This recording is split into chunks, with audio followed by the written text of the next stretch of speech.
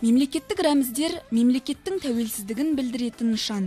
Оларға биік мәртебе 1992 жылдың 4 маусымында беріліп, дәл осы күн рәміздер күні болып бекітілген болатын.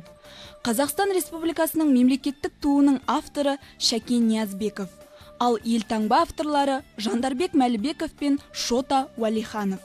Еліміздің қазіргі әнұранына 2005 жылы өзгертулер енгізіліп, әнінің авторы Шәмші Қалдаяқов, сөзін жазғандар Жұмекен Нәжімеденов және елбасымыз Нұрсұлтан Әбішұлы Назарбаев. Тәуелсіздік тұғырының тұтқасы болған еліміздің рәміздері жайында білу әрбір азамат пен азаматшаның міндеті.